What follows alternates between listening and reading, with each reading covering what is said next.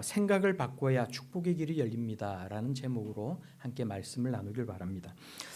우리는 늘 이야기할 때 우리가 사고의 전환을 할 수 있어야만 뭔가 현재의 어려운 상황을 바꿀 수가 있고 성공을 할 수 있다, 이렇게 이야기를 합니다. 근데 생각을 해보면 사고의 전환을 하는 게 참 쉽지 않다는 것을 알 수가 있어요. 여러분 그렇지 않습니까? 뭔가 생각을 바꾸고 사고의 전환을 이뤄낸다는 것은 정말로 어려운 일입니다. 왜냐하면 우리는 우리가 경험하고 우리가 판단하는 그런 사고의 틀 속에서 늘 갇혀 살아가기 때문에 우리가 그렇게 가지고 있는 우리의 사고의 틀을 바꾼다는 자체가 결코 쉽지가 않다는 것입니다. 그런데 생각해 보면 사고의 이런 틀을 바꾼다라는 것, 우리가 가지고 있는 이런 우리의 사고의 한계를 넘어선다라는 것은, 그러니까 내가 기준이 되어서 내가 가지고 있는 그 사고의 틀을 바꾼다는 것은 정말로 어려운 일이지만, 내가 아니라 하나님의 약속의 말씀에 우리가 그 기준을 두고 또 하나님께 우리의 모든 소망과 비전을 두고 있다면 우리의 믿음으로써 우리의 사고의 틀을 바꿀 수 있지 않을까, 우리는 생각해 볼 수 있다는 거예요. 오늘 성경 말씀이 또한 우리들에게 우리의 사고의 틀을 이 믿음 가운데 바꿀 수 있음을 잘 보여주고 있습니다. 우리가 아니라 은혜의 하나님께 기준이 있을 때 우리의 모든 사고의 틀을 바꿀 수 있음을 보여주고 있는 것입니다. 우리는 우리가 가지고 있는 사고의 틀이 무엇이든지 간에 우리 생각의 한계를 바꿀 수 있어야 하는 것은 분명한 것 같아요. 왜냐하면 우리가 가지고 있는 그 생각의 한계가 우리에게 끊임없이 실패를 가져오게 만들고 또 하나님의 축복을 가로막고 있기 때문에 그렇다는 것입니다. 우리는 심지어 하나님의 약속의 말씀을 보면서까지도 내가 믿어지는 것, 내가 동의하는 것만 받아들이는 경향이 있어요. 오늘 성경 말씀을 보면 이스라엘이 그랬다라는 것 아닙니까? 오늘 본문 말씀을 읽어보면 이스라엘 백성들이 복음을 듣지 못했습니까? 오늘 성경이 뭐라고 말씀하고 있어요? 그러므로 믿음은 들음에서 나며 들음은 그리스도의 말씀으로 말미암느니라 라고 말씀을 하고 있어요. 그러니까 우리가 들어야만 복음이 무엇인지를 알 수가 있고 예수 그리스도께서 나를 위하여 무엇을 하셨는지를 알 수가 있지만, 그렇지만 그럼에도 불구하고 이 이스라엘 백성들이 그 복음을 듣지 못했단 말입니까? 성경을 보니까 18절 말씀에 그러나 내가 말하노니 그들이 듣지 아니하였느냐? 그렇지 아니하니 그 소리가 온 땅에 퍼졌고 그 말씀이 땅끝까지 이르렀다라고 말씀하고 있어요. 이스라엘 백성들이 결코 듣지 못한 것이 아니라는 것입니다. 들어야만 믿음이 생기는 거지만 이스라엘 백성들은 복음을 들었음에도 불구하고 그 복음을 거부하였노라고 성경이 우리에게 말씀하고 있는 것입니다. 우리가 가지고 있는 잘못된 우리의 기준들, 우리가 결코 벗어나지 못하는 우리의 사고의 틀들, 우리의 생각의 한계들, 이것이 얼마나 하나님의 은혜를 누리게 하는데 방해가 되는지, 하나님의 축복을 받아들이는데 이것이 얼마나 방해가 되는지를 우리가 이 성경 말씀을 함께 읽고 함께 나눔으로써 우리가 더 믿음으로 하나님 앞에 나아갈 수 있는 우리 모두들, 우리의 사고의 틀을 바꾸고 우리의 생각을 바꾸어서 하나님의 축복의 길을 걸어갈 수 있는 그런 저와 여러분들이 다 될 수 있기를 바랍니다. 저는 가끔 이제 부산에 내려갈 때면 이제 제 본가 근처에 많은 저가 커피숍들을 이렇게 보면서 그런 생각을 했어요. 왜 여기는 이런 이제 특정한 어떤 저가 커피 브랜드들만이 가득 있을까? 그러니까 보면 뭐 이름을 요즘 커피 저가 브랜드 그러면 유명한 브랜드들 많이 있잖아요. 뭐 메가 커피, 컴포즈 커피, 뭐 백다방 말고도 뭐 되게 요즘 많이 있습니다. 근데 이제 이렇게 제가 커피를 마시기 위해서 이렇게 이제 밖으로 나왔다가 이렇게 이제 돌아다녀 보니까 똑같은 커피숍만 잔뜩 있는 거예요. 그러니까 이제 뭐 물론 뭐 굉장히 비싼 그런 커피숍도 있지만, 그러니까 저가 커피 기준으로 이렇게 똑같은 커피숍만 이렇게 주변에 다 있는 거예요. 그래서 제가 혹시 이제 요즘 뭐 이렇게 굉장히 TV에도 많이 나오고 골목 식당을 살리기 위해서 굉장히 노력을 많이 하신 그 이제 그분이 이렇게 프랜차이즈로 이렇게 하고 있는 그 커피숍이 혹시 근처에 있을까? 그리고 찾아보니까 없는 거예요. 딱 한 군데 이제 그러니까 본가가 있는 지하철역 기준으로 제법 멀리 떨어져 있는 곳에 딱 한 군데 있고 그 외에는 전부 다 똑같은 저가 커피숍만 잔뜩 있는 거예요. 그래서 제가 그걸 보면서 내가 만약에 여기 커피숍을 만약에 하게 되면 내가 그 프랜차이즈 그분의 그 B 커피숍을 하게 되면 참 잘 될 수 있을 것 같아요. 적어도 망하지는 않겠다. 그런 생각을 한 적이 있어요. 제 주변 사람한테도 이제 그걸 권한 적도 있어요. 야, 잘 봐라. 여기 근처에 이렇게 봐라. 이게 네이버 지도 들어가 가지고 이 근처에 저가 커피숍이 뭐가 있는지를 한번 쫙 봐라. 전부 다 똑같은 데만 있지 않느냐. 그런데 그러지 말고 만약에 이제 그 지하철역 근처에 만약에 작은 평수라도 커피숍을 열게 된다면 그 B 커피숍을 한번 해봐라. 그럼 잘 될 거다. 막 이런 얘기를 한 적이 있어요. 그러고는 제가 물었어요. 그런데 만약에 이제 요즘 경영자 뭐 이런 경영자가 잘못해가지고 이런 이제 기업이 어려움을 당하는 일이 많이 있잖아요. 그래서 이런 그 경영자 리스크가 이분이 있을 만한 일이 있느냐 이렇게 하니까 암만 생각해봐도 제 생각은 없는 거예요. 그분이 얼마나 이 지역 상권을 살기 위해서 얼마나 일을 많이 하고 얼마나 또 좋은 일도 많이 하고 그럽니까? 얼마나 또 유명하고 이렇게 착실하게 성실하게 건실하게 얼마나 기업을 잘 운영하고 있어요. 그때까지만 해도 정말 이미지가 그랬단 말이에요. 그래서 제가 생각을 하면서 다른 사람한테도 혹시 그분이 경영자 리스크가 있겠느냐라고 하니까 사람들이 그럴 게 뭐가 있느냐, 참 착실한 사람 아니냐, 다 그런 얘기를 했어요. 근데 그런 생각을 한 지 뭐 이렇게 채 한 2, 3개월이 지나지 않아서 이제 그분에 대해서 이렇게 비방하는 그런 기사가 인터넷에 올라오기 시작하더니 그리고 시간이 지날수록 점점 더 이제 그런 기사들로 막 인터넷이 도배가 되고 밑에 댓글에는 이제 기사 댓글에는 굉장히 이렇게 힐난하는 그런 댓글들이 막 달리는 거예요. 그리고 지금은 그 경영자 리스크가 커서 그분이 하는 이 프랜차이즈가 굉장히 많은 어려움을 겪고 있다라고 이야기를 합니다. 기사를 보면서 어떨 때는 너무 심한 것 아니냐, 이렇게까지 이렇게 욕을 할 일이냐 싶은 그런 생각도 들지만 분명한 것은 어쨌든 경영자 리스크가 굉장히 크게 있고 그래서 그 해당되는 프랜차이즈들이 굉장히 큰 어려움을 겪고 있다라는 것 아닙니까? 저는 그런 생각을 하게 되는 거예요. 역시 사람의 눈에 볼 때 아무리 좋게 보인다 할지라도 아무리 문제 없어 보인다 할지라도 그건 우리 눈에 그렇게 보이는 것일 뿐이고 어느 날 갑자기 그것을 뒤집어 놓는 그런 일들이 얼마든지 일어날 수 있다라는 것 아닙니까? 여러분도 다 동의하십니까? 우리의 미래가 어떻게 될지, 저 사람의 미래가 어떻게 될지, 저 기업의 미래가 어떻게 될지 오직 하나님만이 아신다라는 것입니다. 반드시 잘 될 거라고 확신할 수 있는 일은 이 세상 가운데 아무것도 없다라는 거예요. 여러분 그렇지 않습니까? 또 반대로 반드시 실패할 것이라 장담할 수 있는 일도 결코 없다라는 것입니다. 우리가 갖고 있는 우리의 지식, 우리가 아는 정보, 우리가 계산하고 판단할 수 있는 것은 한계가 있을 수밖에 없다라는 거예요. 그게 인간이 가지고 있는 한계인 것이고 우리가 살아가는 이 세상의 모습이라는 것입니다. 그런데도 우리는 우리가 생각하고 우리가 판단하는 범위 안에서 마치 그것이 전부인 것처럼 결정하고 또 그렇게 이해하며 살아갑니다. 우리는 그게 다인 줄 아는 거예요. 이 세계의 극히 일부분밖에 되지 않는 우리의 머릿속에 있는 세계가 마치 전부인 것처럼 생각하며 살아가는 것이 우리라는 것입니다. 내가 판단하고 내가 이해한 게 전부인 것처럼 여기며 살아가는 것이 우리라는 것입니다. 혹시 저만 그렇습니까? 여러분은 그렇지 않습니까? 무엇이든지 여러분이 생각하고 여러분이 경험하고 그래서 여러분들이 사고에 낸 그 사고의 틀 가운데 살아가는 것이 저와 여러분의 모습은 아닙니까? 이건 반드시 될 것이라고 생각해서 투자를 했는데 큰 손실을 보는 일은 굉장히 허다해요. 대표적인 게 바로 주식 아닙니까? 내가 보니까 이제 부동산도 막혔고 부동산으로 투자를 해가지고 손해 뭐 이렇게 이익을 낼 수 있는 게 이제는 이제 다 막혀 있는 것 같고 생각해 보니까 코인이나 뭐 주식으로 돈을 벌 수밖에 없다 이런 생각들을 하게 되는 거예요. 그래서 막 그런 것들에 투자를 하면서 막 기도합니다. 하나님 돈 벌 수 있도록 하나님 도와달라고 잘 될 수 있도록 하나님 도와달라고 하나님 정말 이렇게 축복해 주셔가지고 성공할 수 있도록 도와주시면 제가 가장 많은 11조를 내겠다고 기독교인들이 흔하게 하는 이야기예요. 정말 정작 그렇게 돈을 벌어야만 하는 건지에 관해선 그 대답은 누가 지고 있는 거예요? 하나님이 지고 있는 것이 아니라 자기가 지고 있는 것입니다. 내가 그래야 한다고 판단하고 내가 결정을 내렸으니 하나님께 도와달라는 거예요.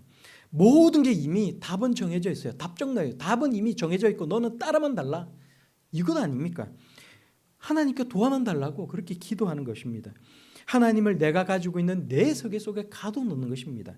하지만 정작 내가 고민하고 고심하면서 내린 그 결론에 답이 없을 수도 있겠구나. 내가 내 세계 가운데 내 머릿속에 갇혀있는 그 세계 가운데서 내가 고심하고 결정하고 내가 내린 그 답이 정답이 아닐 수도 있겠구나라는 생각은 우리가 잘 하지 못하는 것입니다. 그게 꼭 답은 아니잖아. 누군가 우리에게 이렇게 얘기를 하면 그럴 수도 있지. 그렇게 동의는 하지만 그런 동의는 그냥 자기 방어적인 동의, 그냥 아주 비현실적인, 내가 생각해 봤을 때는 아니 그게 맞는데라고 생각하면서 누군가가 그렇게 말을 하면 그게 아닐 수도 있잖아 이렇게 말을 하면 그냥 방어적으로, 혹은 뭐 그럴 가능성은 희박하지만 뭐 아닐 수도 있기는 있지, 뭐 이렇게 생각하는 게 우리의 모습이라는 거예요. 내가 정말로 고심하고 고민하면서 만든 그 사고의 틀 안에서, 그 결정 안에서 우리는 결코 벗어날 수도 없고 또 벗어나기를 원하지도 않는다는 거예요. 내가 이해되지 않는 것도 원하지 않는 것에 답이 있다는 그 자체만으로도 생각을 해보면 우리는 정말 숨이 막히는 거예요. 나는 저걸 원하지 않는데 누군가가 나에게 저게 답이 있다고 저걸 해보라고 이야기하면 막 싫은 거예요. 숨이 막히는 거예요. 뭐 그냥 이렇게 생각해보면 뭔가 그려지지 않는 그 미래에 정말 답답한 거예요. 불안하고 답답한 것입니다. 막연한 미래에 대한 불안감과 불편함을 느끼는 것이 우리의 모습이라는 거예요. 그래서 결코 내 머릿속의 그 틀 속에서 벗어날 수 없는 것이 우리의 모습이라는 것입니다. 그러나 분명한 것은 하나님은 우리의 생각의 한계, 사고의 틀을 넘어서 일하신다는 것입니다. 이스라엘 백성들은 모세를 통해 주신 율법에 구원이 있다고 생각을 했어요. 결코 거기서 벗어날 수 없었던 것이 이 이스라엘 백성들의 모습이었다는 것입니다. 율법은 완전한 것이었고 자신들은 그 율법을 다 지켜서 하나님의 의에 이룰 수 있노라고 굳게 믿었다는 것입니다. 일상에서부터 자기 안에 있는 그 죄성을 경험하고 끊임없이 하나님 앞에 죄를 지으며 살아가는 것이 자신들이라는 것을 알면서도 구원의 방법이 어디에 있다고 생각했다는 거예요. 율법에만 있다고 생각했다는 것입니다. 그래서 예수 그리스도를 부인하고 거부한 것 아닙니까? 자신들만이 하나님의 선택받은 사람들이라고 생각했다는 거예요. 저 미련한 이방인들은 하나님의 은혜에서 꺼내진 자들이고 우리들만이 하나님의 선택받은 하나님의 사람들이라고 생각하며 살아갔다는 것입니다. 그런 이스라엘이 율법의 실체가 되시는 예수 그리스도께서 이 땅 가운데 오셨을 때 어떻게 했어요? 예수님을 거부하고 그를 죽이라고 외쳤다는 것입니다. 빌라도의 법정 앞에서 그를 죽이라고, 그를 사형에 처하라고 외쳤다는 거예요. 이방 민족이 복음을 받아들이면서 구원받은 하나님의 사람들로 하나님의 은혜를 누리고 살아갔지만 그 초대 시대 가운데 이스라엘 민족의 소수만이 예수님을 믿고 따랐다는 것입니다. 왜요? 왜 그랬습니까? 율법의 조문을 형식적으로 지키는 데 치중한 나머지 율법의 의미와 목적을 등한시 여겼기 때문에, 하나님의 말씀을 제대로 깨닫지 못했기 때문에, 자신들이 가지고 있는 그 생각의 틀을 넘어서지 못했기 때문에 그렇다는 것입니다. 그래서 사도 바울이 로마에 있는 교회에 로마서를 보낼 때에도 생각의 한계에서 벗어나지 못하는 일들이 있었다는 거예요. 하나님께서 이스라엘을 선택하시고 이들을 통해 하나님의 공의와 사랑을 보여주셨고 구원의 길을 열어주셨다면 왜 이스라엘 백성들은, 이 유대인들은 예수님을 거부하였을까? 이 이스라엘 백성들, 이 유대인들은 이렇게 하나님과의 언약 관계가 깨어지면서 이제는 이렇게 그냥 다 망하고 만 것인가? 하나님은 이스라엘 백성들을 버렸단 말인가? 근데 생각을 해보면 이런 것을 정당화시켜줄 수 있는 일들이 역사적으로 보면 실제로 일어났던 것을 우리는 알 수가 있습니다. 이스라엘은 AD 70년에 로마 군대에 의해서 이 반란이 진압되면서 예루살렘은 초토화가 되고 말았어요. 세계로 뿔뿔이 흩어져 살아가다가 세계 제2차 대전 당시에는 독일에 의해서 말할 수 없는 박해를 받으며 살아갔습니다. 감옥에서 피를 흘리면서 그렇게 수용소에 끌려 들어가서 거기서 인간 실험의 대상이 되면서 그렇게 죽어갔다는 거예요. 예수님을 빌라도에 내어주어서 그를 사형에 처하라고 소리쳤던 유대인들은 누가 봐도 다 그렇게 세상 가운데 망하고 없어질 것처럼 보였다라는 것입니다. 로마서를 쓸 당시에도 로마 교회에 가득했던 이방 민족들은 그런 생각하지 않았겠어요? 이방 그리스도인들은 그런 생각을 하지 않았겠어요? 이렇게 보니까 이제 로마 교회 가운데 다 모여들었고 대다수가 누구였다는 거예요? 유대인이었다라는 거예요? 이방 그리스도인이었다라는 거예요? 유대인 그리스도인이 아니라 대다수는 이방인 그리스도인이었는데 이제 이렇게 함께 교회에 모여서 예배를 드리는데 누군가 텃세를 부렸다는 것입니다. 누가 텃세를 부렸다는 거예요? 유대인들이 텃세를 부렸다는 거예요. 아니 하나님의 말씀은 우리를 통해서 왔고 구약 성경은 우리를 통해 전해졌고 하나님께서 우리를 선민으로 택하신 것 아니냐 이렇게 이야기를 하면서 막 이방 그리스도인들을 향해 텃세를 부리기 시작했다는 것입니다. 자기들만이 진짜 이스라엘이라고 이야기했다는 거예요. 육적인 이스라엘이 그런데 사도 바울이 뭐라고 이야기하는 것입니까? 성경을 우리가 로마서를 읽어보니까 육적인 이스라엘이 진짜 이스라엘이 아니라 약속을 따라 하나님의 자녀 구원을 받은 사람들만이 진짜 이스라엘이라고 이야기했다는 것 아닙니까? 그것이 바로 성경의 약속에 따른 영적 이스라엘이라고 가르쳤다는 거예요. 근데 이렇게 말을 들으니까 유대인들의 기가 팍 죽었다는 겁니다. 구약에 약속된 메시아 예수 그리스도를 박해하고 그를 십자가에 못 박아 죽인 일에 책임감 있는 이 유대인들, 그들은 다 끝난 것인가? 이방 그리스도인들은 이렇게 생각했다는 거예요. 아니 하나님께서 애초에 아브라함을 선택하시고 너희들을 선택받은 민족으로 삼으셨으면 뭐해? 육적인 이스라엘이 아니라 약속의 말씀을 따라 태어나는 자들, 약속의 말씀을 따라 선택받은 그 사람들만이 진짜 이스라엘이고 그것이 영적인 이스라엘인데, 아니 이렇게 이제 육적인 이스라엘은 망한 것 아닌가? 끝나버렸네 생각했다는 것 아닙니까? 그것이 그 당시에 가지고 있던 사람들의 생각이었다는 것 아니에요? 그것이 사고의 털리였다는 것 아닙니까? 그러나 사도 바울이 오늘 본문 말씀을 통해 무엇이라고 말씀하는 거예요? 메게노이토, 절대 그럴 수 없느니라, 그렇게 이야기했다는 것입니다. 그럴 수 없느니라. 이스라엘의 실패는 이방 민족에게 구원의 길을 여는 복된 사건이었노라고 오히려 이야기하고 있다는 거예요. 여러분 놀라운 사고의 전환 아닙니까? 이스라엘 백성들이 예수 그리스도를 거부하고 핍박했어요. 초대교회 사도들을 핍박하고 초대교회를 핍박했습니다. 그런데 이러한 사건이 있을 때 모든 이방 그리스도인들이 이렇게 유대인들은 끝나버렸네. 아니 이게 뭐지? 유대인들은 끝나버리고 그리고 그들은 망해버렸나? 이렇게 생각했을 때 뭐라고 이야기하고 있는 거예요? 하나님의 말씀은 그럴 수 없느니라, 그렇지 않으니라. 오히려 이스라엘의 이 실패는 이방 민족에게 구원을 여는 복된 사건이야, 이렇게 말씀하고 있다는 거예요. 유대인들의 사도들과 복음 전도자들을 박해하고 초대교회를 핍박했을 때 어떤 일이 일어났다는 거예요? 전도와 선교의 문은 이방인들을 향해 오히려 활짝 열렸다는 것입니다. 예루살렘에 내려진 이 유대인들의 모진 박해 때문에 세계 곳곳으로 흩어졌던 이 초대교회 공동체는 이방 땅을 향해 급속하게 뻗어나가게 수 있었다는 거예요. 심지어 이방 지역이었던 이 안디옥에서는 그리스도인이라는 이름이 처음으로 생겨났더라고 성경은 말씀하고 있습니다. 초대교회 이후로 전 세계로 퍼진 이 복음은 지금도 세계 곳곳을 향해 전파되어져 가고 있어요. 세계 수많은 사람들이 하나님의 자녀로 구원받은 하나님의 백성으로 이 땅을 살아가고 있다는 것입니다. 지금 이 시간도 이 놀라운 은혜의 역사가 나타나고 있다는 거예요. 그렇다면 유대인들은 끝났습니까? 결코 그렇지 않다는 것입니다. 북이스라엘 왕국에서 아합왕과 이세벨이 여호와 하나님을 섬기는 사람들을 핍박을 하고 선지자들을 다 잡아 죽였을 때 오늘 성경 말씀을 보니까 뭐라고 이야기하고 있어요? 선지자 엘리야가 이스라엘을 향해 하나님께 이 이스라엘을 고발하면서 이렇게 말을 했다는 것 아닙니까? 3절 말씀에 주여 그들이 주의 선지자들을 죽였으며 주의 제단들을 헐어버렸고 나만 남았는데 내 목숨도 참나이다. 그런데 그때 하나님께서 뭐라고 말씀하셨습니까? 우리 4절 5절 말씀을 함께 한 목소리로 읽겠습니다. 4절 5절입니다. 시작. 그에게 하신 대답이 무엇이냐? 내가 나를 위하여 바알에게 무릎을 꿇지 아니한 사람 7,000명을 남겨두었다 하셨으니 그런즉 이와 같이 지금도 은혜로 택하심을 따라 남은 자가 있느니라. 아멘, 아멘. 그럼도 이와 같이 지금도 은혜로 택하심을 따라 남은 자가 있느니라. 사도 바울이 선교 활동을 하던 그 시대에도 바울을 비롯해서 유대인이었던 바울을 비롯해서 예수 그리스도를 믿고 그 제자로 살아가던 수많은 유대인들이 여전히 있었다라는 거예요. 하나님의 은혜로 남겨진 자들이 있었다는 것입니다.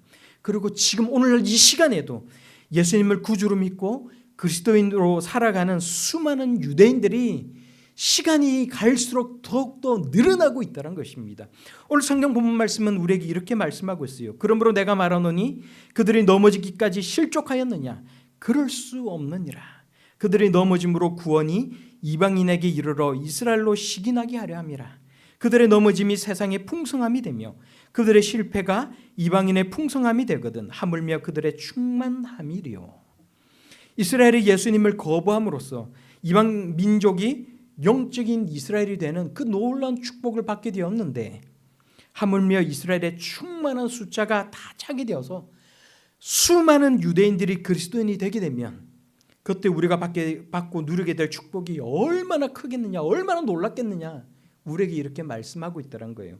성경 본문이 그 축복을 글로 다 기록하고 있지는 않지만 우리가 상상하고 기대할 수 있는 것 이상으로 놀라운 복을 누리게 될 것이라고 오늘 성경 말씀이 우리에게 말씀한다는 것입니다.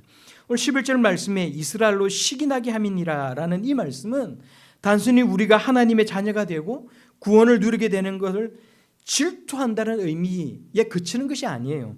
그것은 자신들이 잃어버린 그 축복의 자리를 이 유대인들이 안타까워하고 다시 그 자리를 얻는 일에 열심을 내게 될 것이라는 말씀을 전해주고 있습니다. 왜냐하면 헬라어로 여기서 시기하다라는 이 말은 열심을 품다, 열심을 내다라는 의미를 가지고 있기 때문에 그래요. 이스라엘이 예수 그리스도를 거부하는 것은 하나님이 그를 버리셨단 말입니까? 메게노이토, 절대 그럴 수 없느니라. 유대인들은 아주 망하고 말했습니까? 메게노이토, 그럴 수 없느니라, 절대로 그럴 수 없느니라. 성경이 우리에게 말씀합니다.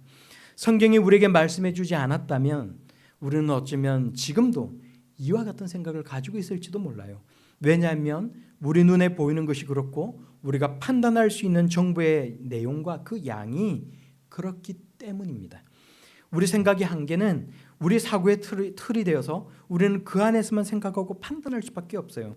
그러나 우리가 정말로 기억해야 될 것은 하나님은 우리의 사고를 넘어 일하신다는 것입니다. 하나님은 항상 우리의 생각과 한계를 넘어 일하신다는 거예요. 내가 기준이 아니라는 것입니다. 하나님의 뜻이 기준이 되는 것입니다. 하나님은 우리의 사고, 우리의 기대나 예상, 우리의 한계에 결코 매이지 않는 분이시라는 것을 여러분 꼭 기억할 수 있길 바랍니다. 어떤 사람들은 문제에 직면했을 때 왜를 생각하면 문제를 해결할 수 있다고 이야기합니다. 여러분 흔하게 우리 듣는 이야기 아닙니까? 왜? 내가 어떤 문제에 직면했을 때 왜? 이런 일이 왜 생겼을까? 생각하면 그 원인을 알 수가 있고 문제를 풀어나갈 수 있다고 이야기를 해요. 또 어떤 사람들은 우리가 왜만을 자꾸 생각하고 거기에만 얽매이기 때문에 문제를 해결할 수 없는 것이라고 이야기합니다. 그래서 오히려 어떻게를 생각해야만 문제를 해결해 나갈 수 있다고 이야기를 합니다. 왜 이런 일이 생겼는지를 알아야 문제 해결의 실마리를 찾을 수 있는 것이고 어떻게 헤쳐나갈 수 있을 것인지를 생각해야만 구체적인 해결 방법을 얻을 수 있기 때문에 여러분 그런 것 아닙니까? 다 옳은 이야기예요. 하지만 또 다르게 우리가 생각을 해보면 왜 이런 일이 생겨났는지 어떻게 이것을 해결할 수 있을 것인지 아무리 생각을 해보아도 해결할 수가 없고 계속해서 문제의 그 소용돌이 속으로 계속해서 빠져들어갈 때 우리는 자포자기하게 되는 거예요. 왜 내게 이런 일이 일어났는지 외치면서 절망하게 되는 것입니다. 왜 내게 이런 일이? 앞이 보이지 않으니까 문제 해결을 위한 왜와 어떻게가 누군가를 향한 원망과 절망의 비명으로 바뀌어 버리고 마는 것입니다. 왜 나한테 왜? 도대체 나더러 어떻게 하라고? 그게 우리의 모습 아닙니까?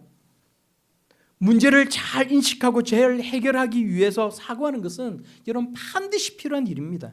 하나님께서 우리에게 주신 지적 능력을 우리가 잘 사용을 하고 주위에 좋은 경험 많은 그런 사람들, 경험 많은 사람들, 지혜로운 사람들, 나에게 정말 좋은 멘토가 되어줄 수 있는 사람들, 그런 사람들을 곁에 두고 있는 건 역시도 정말로 필요한 일이라는 것입니다. 그러나 여러분 그것보다 더 좋은 것이 있다는 거예요. 우리에게 은혜 베풀기를 즐겨하시는 하나님을 의지하고 하나님께 우리의 희망과 소망을 두는 것, 그것이 정말로 좋은, 그것보다 더 뛰어난 우리 삶의 해결책이라는 것입니다.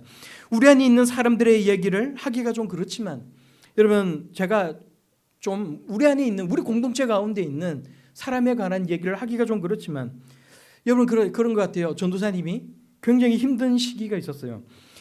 뭐 구체적인 그 당시의 정황은 우리 모두가 다 잘 알고 있기 때문에 제가 굳이 언급하지는 않겠습니다. 몇 년 전만 해도 전도사님은 모든 것이 다 끝난 상황이었어요. 여러분, 사람들이 그렇게 생각하지 않았겠어요? 저 사람은 다 끝났다. 모든 것이 끝나버렸다. 그렇게 생각하지 않았겠어요? 망해버렸다. 정말로 어렵고 힘든 시기가 있었습니다. 그런데 그럴 때 전도사님이 들고 나온 화두가 있었어요. 여러분, 그게 뭔지 아세요? 여러분 다 들었을 것입니다. 제가 그 얘기를 듣고 깜짝 놀랐어요. 절대 감사였어요. 그 당시에 전도사님이 했던 얘기는 절대 감사였어요. 모든 게 다 망가진 그 상황에서 절대 감사라는 그 말이 여러분 정말로 놀랍지 않습니까? 믿음이 없는 사람들이 이 이야기를 듣게 되면, 야, 이 예수 믿는 사람들은 저렇게 세뇌가 되어가지고 저렇게 망가진 현실 가운데 저렇게 자기를 자위하고 저렇게 살아가는구나. 여러분 그렇게 생각했을 것입니다. 저렇게 이제 종교의 가스라이팅이 되어가지고 저렇게 생각하고 살아가는구나 비난했을지도 몰라요. 근데 여러분 지금 전도사님의 상황을 보십시오. 그때 드렸던 절대 감사의 그 고백이 얼마나 빛이 나고 있습니까? 여러분 그렇지 않아요? 저는 전도사님이 한 번씩 하는 얘기를 들을 때마다, 지금 우리가 함께 식사를 하면서 제가 이런 일이 있어요 라고 이야기하는 걸 들을 때마다 얼마나 놀랍고 감사한지 몰라요. 우리가 다 아는 바 아닙니까? 우리 가운데 실제로 일어났던 일 아닙니까? 늘 그러면서 자신에게 일어났던 일을 이야기할 때 전도사님이 빠지지 않고 하는 말은 하나님이 주신 지혜예요. 하나님이 이루셨어요. 굳이 그렇게 이야기하지 않아도 되는데 늘 그렇게 끝을 맺지 않습니까?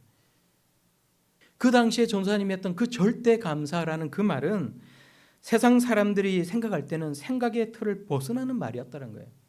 누가 그럴 수 있어요? 믿음의 사람이 아니면, 그리스도인이 아니면, 하나님의 사람이 아니면 누가 그럴 수 있다는 거예요. 그러나 사람들의 비웃음을 뒤로하고 하나님께 드렸던 절대 감사의 그 마음은 상황을 변화시키고 삶을 변화시키고 그걸로 인해서 오히려 하나님의 영광을 드러내게 되었다는 것입니다. 그것이 바로 생각의 틀을 바꾸는 것 아닙니까? 우리 생각이 전부가 아니라는 거예요. 하나님의 말씀이 우리 곁에 있어도 마음밭이 좋아야만 결실을 맺을 수 있다는 그 예수님의 말씀을 꼭 기억할 수 있길 바랍니다. 이스라엘 백성들은 하나님의 말씀을 들으면서도 하나님께 순종하지 않았어요. 믿음의 순종을 하지 않았습니다. 하나님 말씀에서 하나님이 어떠한 분이신지 희망을 찾고 그 약속의 말씀을 붙잡으면서 우리의 한계를 가진 그 사고를 뛰어넘을 수 있는 그런 저와 여러분들이 다 될 수 있기를 바랍니다. 우리의 생각을 바꿔야만 축복의 길이 열린다는 것입니다. 내 생각에는 그러면 그 한계에서 결코 벗어날 수 없다는 거예요. 나도 알아봤는데, 나도 다 따져봤는데 그렇게 생각을 하면 아무것도 변하지 않는다는 거예요. 오늘 7절 말씀에 이스라엘이 구하는 그것을 얻지 못하고 우둔하여졌다라고 말씀하고 있습니다. 여기서 우둔하여지다라는 말은 헬라 원어를 찾아보면 단단하게 되다, 돌처럼 되다라는 뜻을 가지고 있어요. 사고가 이렇게 유연하지 못하고 굳어 있으면 자기도 망가지고 그 때문에 자기 주변에 있는 사람들도 힘들어질 수밖에 없다는 것입니다. 여러분 코닥 모먼트라는 말을 들어보셨어요? 코닥 모먼트라는 말은 기억하고 싶은 순간이라는 뜻을 가지고 있습니다. 지금도 영미권에서 많이 쓰이는 말이라고 합니다. 근데 여러분 여기서 코닥이라는 게 뭔지 아세요? 코닥이라는 여러분 기업을 다 들어보셨어요? 코닥은 필름을 대표하는 회사 아닙니까? 오늘날까지도 옛날에 필름 카메라, 디지털 카메라를 쓰기 전에 필름 카메라를 쓸 때는 다 카메라 하면 코닥이었고 필름 하면 코닥이었어요. 그런데 이 코닥이라는 이 회사가 오늘날 파산 직전까지 가까이 되온 이유가 뭡니까? 오늘날 누가 코닥 카메라를 써요? 이 코닥이라는 이 거대한 회사가 파산 직전까지 가게 되었던 그 이유가 뭡니까? 자신들이 생각할 때는 이 필름 카메라, 이 필름과 이 필름 카메라에 자기들의 강점이 있기 때문에 강점에만 집중하고자 했던 그 마음, 그 틀에서 벗어나지 못했다는 거예요. 세계 최초로 디지털 카메라를 만든 회사가 어딘지 아십니까? 놀랍게도 소니나 이런 다른 올림푸스가 아니라 코닥이라는 사실 여러분 알고 계십니까? 코닥이라는 이 회사가 처음으로 디지털 카메라를 만들었지만 자신들이 생각해 볼 때 자기들이 만약에 디지털 카메라를 상용화시키면 필름 카메라가 망하고 만다는 거예요. 장사가 안 된다는 것입니다. 그래서 디지털 카메라는 연구실 구석에 처박아 둬버리고 계속해서 필름 카메라만 연구하고 좋은 필름만을 만들기 위해서 노력했다는 거예요. 근데 그 시기에 일본의 소니사에서 디지털 카메라를 만들고 그래서 이것을 상용화시킴으로써 오늘날 모든 사람들이 다 일부의 그런 매니아들을 제외하고는 모든 사람들이 다 디지털 카메라를 쓴다는 것 아닙니까? 사고의 틀을 벗어나지 못하고 계속해서 그 속에 매여 있으면 결코 성공할 수밖에 없다는 것입니다. 뒤처질 수밖에 없다는 거예요. 오늘 성경 6절 말씀은 무엇이라고 말씀합니까? 만일 은혜로 된 것이면 행위로 말미암지 않음이니 그렇지 않으면 은혜가 은혜되지 못하느니라 이렇게 말씀합니다. 하나님은 우리가 어떠한 존재이신지 다 안다는 것입니다. 우리의 행위로 구원을 얻을 수 없을 뿐만 아니라 우리가 얼마나 나약하고 자주 실패하고 넘어지는 존재인지 하나님께서 아시기 때문에 우리의 행위가 아니라 하나님의 은혜로 우리에게 구원 베풀어 주시기를 원하시고 늘 은혜로 우리를 이끌어 주신다는 거예요. 내가 못나고 내가 어리석고 내가 부족해도 하나님은 은혜가 은혜되게 하시는 분이시라는 것을 우리 믿으며 나아갈 수 있기를 바랍니다. 은혜의 하나님께 희망을 두며 살아갈 수 있는 우리 모두가 다 되기를 바랍니다. 기도하면서 하나님의 약속의 말씀을 의지하는 그런 저와 여러분들이 다 되기를 바랍니다. 성경이 그렇다라고 말씀하면 광야에도 길이 있다고 믿을 수 있는 사람들, 내가 가진 생각의 틀 밖에 답이 있다는 사실을 믿고 고백할 수 있는 하나님의 사람들이 다 되기를 바랍니다. 하나님은 우리의 사고, 우리의 기대나 우리의 예상, 우리의 한계를 넘어 일하신다는 사실을 인정할 수 있는 그런 저와 여러분들이 다 될 수 있기를 바랍니다.